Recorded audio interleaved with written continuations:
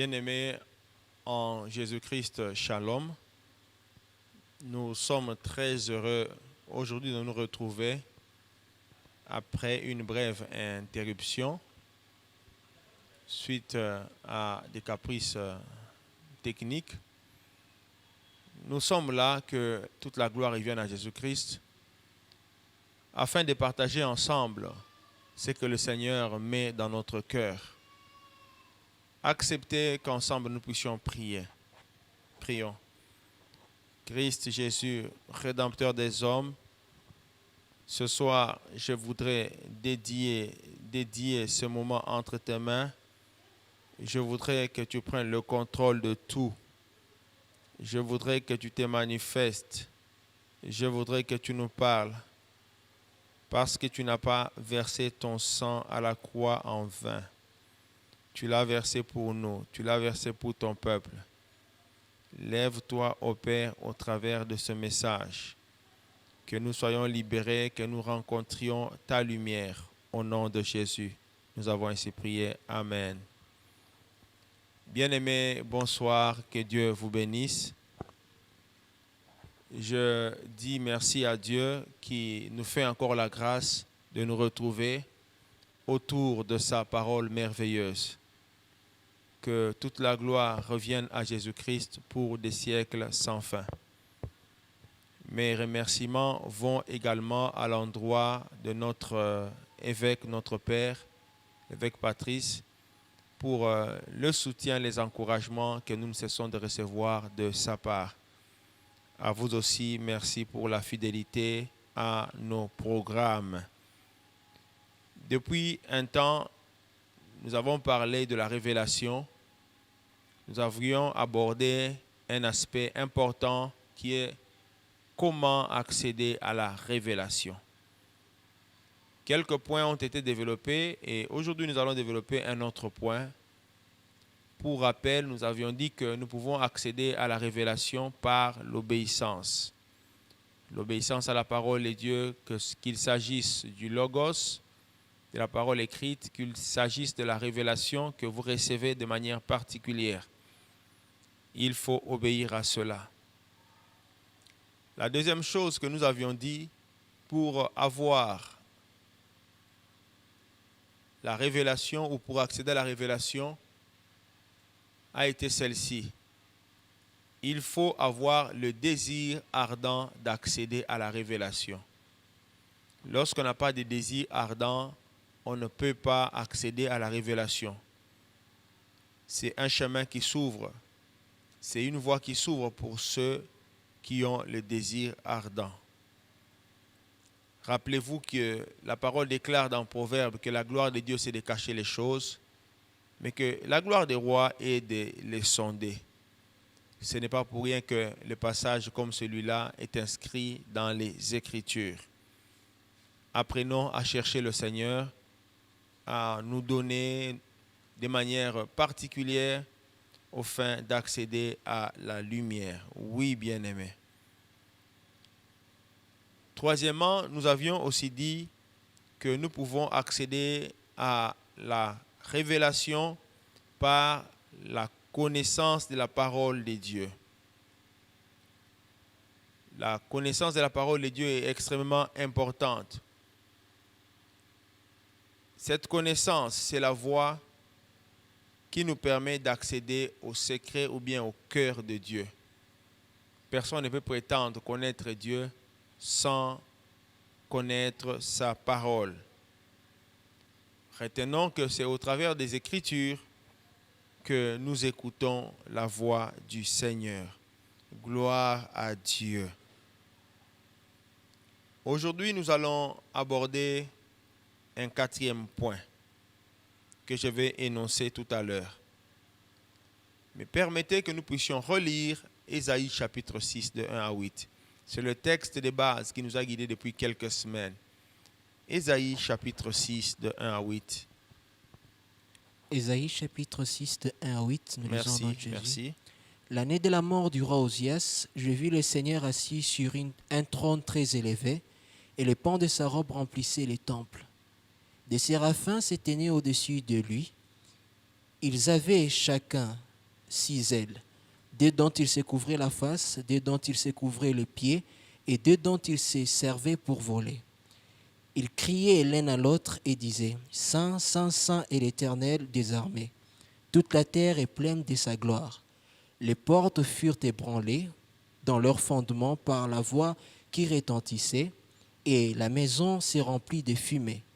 Alors je dis, « Malheur à moi, je suis perdu, car je suis un homme dont les lèvres sont impures. J'habite au milieu d'un peuple dont les lèvres sont impures, et mes yeux ont vu le roi, l'Éternel des armées. » Mais l'un des séraphins vola vers moi, tenant à la main une pierre ardente qu'il avait prise sur l'autel avec des pincettes. Point versé. Merci. Que Dieu vous bénisse. Mais il fallait aller jusqu'au verset 8. Je vais continuer. Il en toucha ma bouche et dit, ceci a touché tes lèvres. Ton iniquité est enlevée et ton péché est expié. J'entendis la voix du Seigneur disant, qui enverrai-je et qui marchera pour nous?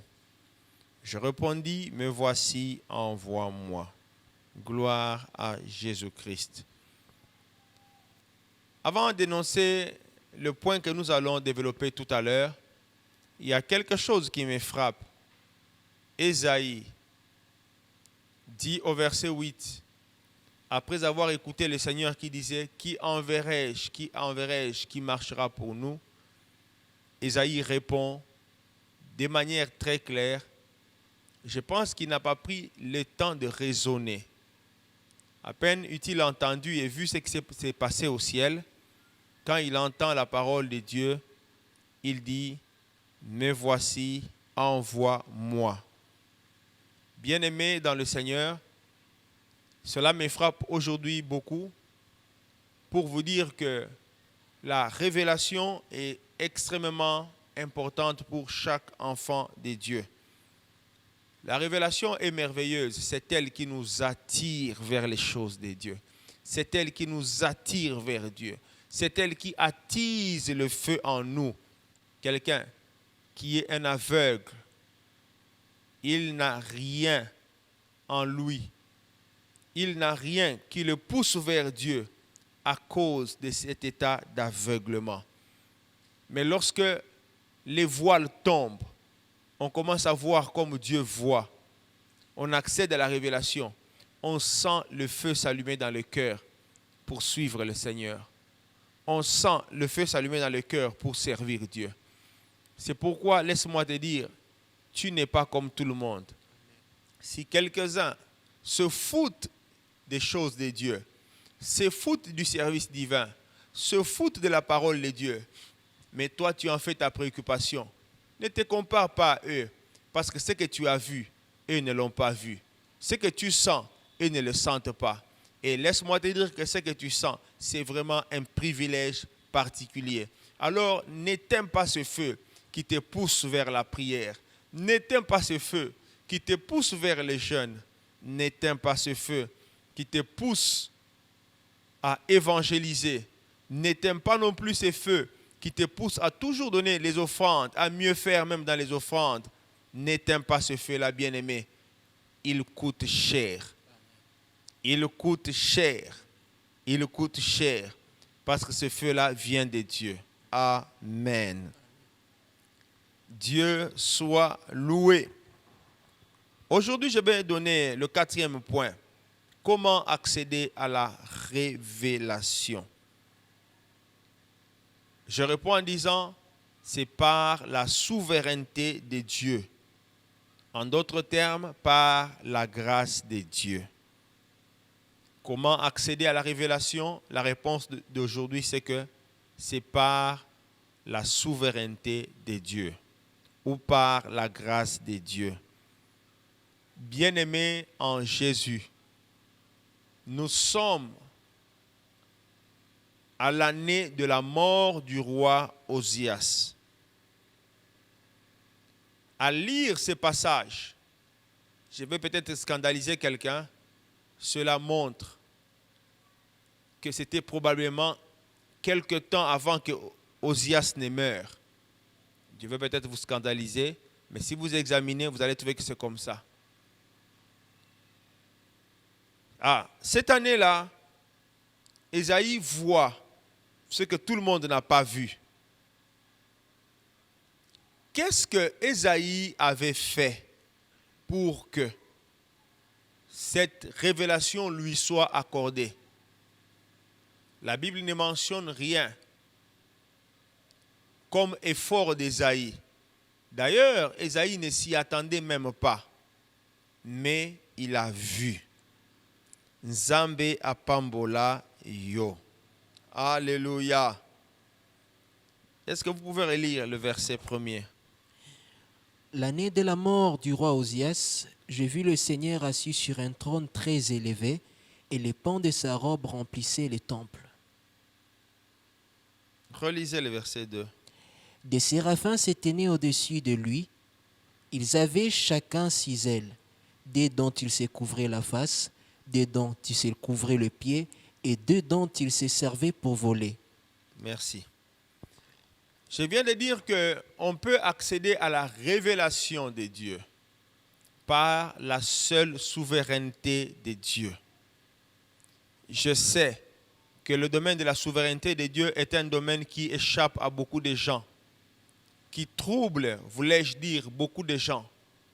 On ne comprend pas comment Dieu peut faire telle chose à X et ne pas la faire pour Y. Comment Dieu peut-il dire quelque chose à tel frère et ne pas la dire à telle autre sœur? Bien-aimés, le domaine de la souveraineté de Dieu est un domaine que nous ne pouvons pas sonder et comprendre. La souveraineté de Dieu nous montre que réellement Dieu est Dieu. Il est au-dessus de nous et il a un plein pouvoir pour faire ce qu'il veut. Évidemment, ce qu'il veut et ce qu'il fait dépasse notre entendement. Je vais donner un exemple. Allons d'abord dans Matthieu pour voir comment le Seigneur a opéré.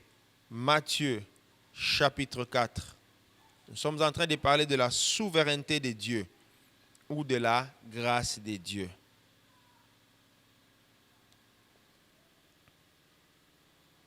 Matthieu, chapitre 4, 18 à 20. Si vous avez trouvé, veuillez relire. Veuillez lire. Comme il marchait le long de la mer de Galilée, il vit 2 frères, Simon appelé Pierre et André son frère, qui jetaient un filet dans la mer, car ils étaient pêcheurs. Il leur dit, « Suivez-moi, et je vous ferai pêcheurs d'hommes. » 20. Aussitôt, ils laissèrent le filet et les suivirent. Merci. Que Dieu soit loué. La Bible est en train de nous parler de Jésus-Christ. Que faisait-il, bien-aimé? La Bible dit qu'il était en train de marcher le long de la mer. Il faisait les tours le long de la mer. C'était la mer de Galilée, curieusement. Jésus, il vit 2 frères. Alléluia. Il était en train de marcher. Il vit 2 frères. Simon et André. Qu'est-ce que ces frères faisaient? C'étaient des pêcheurs. Lorsque Jésus les voit, Jésus leur parle. Il leur dit, « Suivez-moi, je ferai de vous des pêcheurs d'hommes. » Est-ce qu'on est ensemble?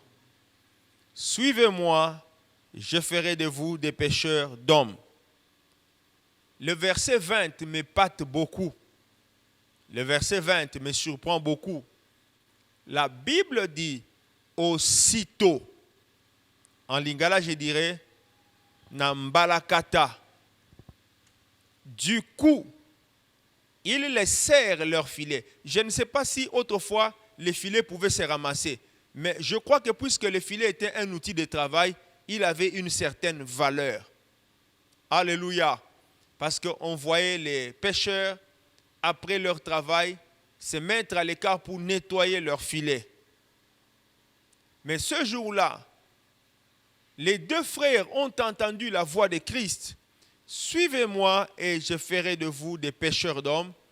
Ils ont aussitôt, ça c'est merveilleux, laissé les filets et ils ont suivi Jésus. Vous pouvez penser que ces choses sont faciles ou simples, mais laissez-moi vous dire, bien-aimés, qu'il y a une profondeur, il y a quelque chose de caché dans ces versets. Imaginez-vous, vous êtes en train de travailler. Vous avez une occupation journalière. Quelqu'un passe là et dit, écoute, suis-moi. Immédiatement, vous ne réfléchissez même pas. Vous jetez vos outils de travail pour le suivre. Alors que ce qu'il vous a dit, vous ne le comprenez même pas. Parce que Jésus leur a dit, je ferai de vous des pêcheurs d'hommes. Jusque-là, eux ne comprenaient pas la profondeur de cette parole-là. Mais ils ont suivi quand même le Seigneur Jésus. Ça, c'est merveilleux. Bien-aimés, écoutez. La révélation, c'est la lumière. La révélation est percutante. La révélation perce les cœurs de l'homme. La révélation perce les ténèbres. Elle prend de l'avantage sur les ténèbres. Et les ténèbres ne peuvent pas résister. Les ténèbres de la vie de quelqu'un face à la révélation divine. Que Dieu bénisse quelqu'un. Alléluia. Je vais encore vous dire, bien-aimés, que la révélation divine fait changer même les directions de la vie. Il y a beaucoup de gens qui disent qu'ils ont rencontré le Seigneur, mais en réalité, ils ne l'ont pas rencontré. Il y a un musicien dont j'étais le nom. À un moment, il a dit, il chantait, qu'il n'a jamais vu quelqu'un passer près de la croix et rester le même. J'ai dit oui, il avait raison. Lorsque, bien-aimé, vous avez la lumière divine, elle a un impact puissant dans votre vie. La lumière divine, la révélation, vient bouleverser la vie. Que Dieu vous bénisse. Ça, c'est merveilleux. Bien-aimé, les deux disciples, Pierre et André, ont changé de direction à cause d'une parole, pas d'une prédication. Il ne s'agissait pas d'une prédication de 30 minutes comme vous la suivez. C'était seulement un mot. Suivez-moi, je ferai de vous des pêcheurs d'hommes. Que Dieu bénisse quelqu'un. Que ce soir, toi qui écoutes ce message, ta vie soit impactée et que quelque chose change. Retrouve la direction qu'il faut pour ta vie au nom de Jésus. Il y a beaucoup de gens qui sont perdus, qui tâtonnent parce qu'ils n'ont pas seulement de direction sur la vie. Lorsque vous avez la direction de votre vie, vous pouvez commencer à exceller. Et c'était le cas avec Pierre. Il était normal qu'après quelques années, Pierre devienne une grande vedette, que Pierre devienne un grand monsieur, parce que seulement il suivait le bon chemin de la vie. Que tu reçoives, parce que tu écoutes ce message, la révélation qu'il te faut pour ta vie et que tu reçoives aussi une direction particulière de ta vie au nom de Jésus. Tu peux fournir tant des efforts, mais si tu n'es pas sur la direction qu'il faut, tu ne réussiras pas. Nzambe apambolayo. Bien-aimé, dans sa souveraineté, je ne sais pas comment je vais dire en lingala, dans sa souveraineté, Dieu localise les gens comme il veut. Je suis en train de chercher un autre mot pour la souveraineté, mais jusque-là, je ne l'ai pas trouvé. La souveraineté fait que Dieu délibère comme il veut. C'est ça la souveraineté. Ok, il y a un terme qui me vient. Quelques-uns pourront le comprendre. La souveraineté de Dieu fait que Dieu use d'un pouvoir qu'on appelle un pouvoir discrétionnaire. Un pouvoir que les gens ne peuvent pas sonder. Vous savez, même dans un État, à un moment on dit, que le numéro 1 de l'État, le président de la République, a un pouvoir discrétionnaire dans certains domaines. C'est-à-dire, dans ces domaines-là, il peut prendre une position sans pour autant se justifier et cela passe. Alléluia. Dieu, c'est comme ça. N'attends pas que Dieu vienne à tous les jours se justifier devant toi, bien-aimé. Tu feras une fausse affaire. Parce que Dieu a un domaine. Dieu est un Dieu souverain. Il choisit de faire ce qu'il veut. Il avait choisi ce jour-là de localiser Ésaïe. Ésaïe a été béni. Son cœur a été percé. Voilà l'homme à qui on dit, qui enverrai-je? On ne l'a même pas doigté. Lui se présente candidat. Parce qu'il était touché par la révélation. Bien-aimé, laisse-moi te dire, ceux qui servent réellement Dieu sont ceux qui ont eu une certaine révélation pour les services. Alors, des gens comme ça, tu peux les frapper. Tu peux lui promettre la prison, il n'arrêtera pas. Il continuera. Mais toi, tu te fatigueras. C'est ça la puissance de la révélation. Que le Seigneur t'aide. Que quelque chose entre dans ta vie. Qu'une certaine lumière au travers de cette parole entre dans ta vie au nom glorieux de Jésus. Là où tu dormais, que tu ne dormais plus. Là où tu ne savais pas marcher, que désormais tu y marches parce que tu as la lumière divine. Reçois la lumière divine dans ta vie au nom de Jésus. Alléluia. Dans la souveraineté de Dieu, il localise les gens comme il veut. Lisons Psaume 113, verset 7. Psaume 113, verset 7. De la poussière, il retire le pauvre, du fumier, il relève l'indigent. Pourquoi? Pour le faire asseoir avec les grands de son peuple. Merci. Je voudrais vous dire ceci, bien-aimés dans le Seigneur. Lorsque vous avez rencontré Dieu, quel que soit le domaine de votre misère, lorsque vous avez rencontré Dieu, écoutez, ce n'est pas pour que lui puisse vous faire pleurer davantage. Si vous avez rencontré le Christ réel, bien-aimé, vous n'allez pas continuer à pleurer. Vous n'allez pas être enfoncé dans les pleurs. Au contraire, lui vient pour vous relever.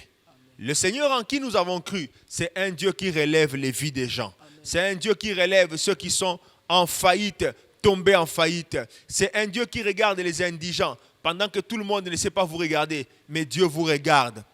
Les gens vous oublient. On organise les fêtes, on ne sait pas vous appeler. Pendant ce temps-là, Dieu vous regarde. Voilà pourquoi il est écrit, de la poussière, il fait quoi? Il retire le pauvre. Il retire le pauvre. Dans ce monde, on regarde toujours à ceux qui sont élevés. Quand quelqu'un, surtout dans mon pays ici, a un poste ministériel, il devient influent, il verra des cousins, des oncles, des papas, des mamans, des grands-pères et des grands-mères de toutes sortes. Ils viendront lui dire, nous sommes tes grands-pères, nous sommes de ta famille. Même les gens qui ne connaissent pas, c'est ça le monde. Ils viennent s'agripper autour de lui à cause du profit. Mais lorsque c'est le Seigneur, bien-aimé, Dieu ne raisonne pas comme un homme.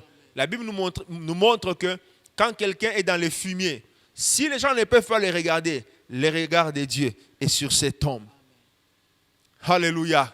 Je peux te dire, bien-aimé, dans tes faiblesses ou malgré tes faiblesses, les regards de Dieu sont sur toi.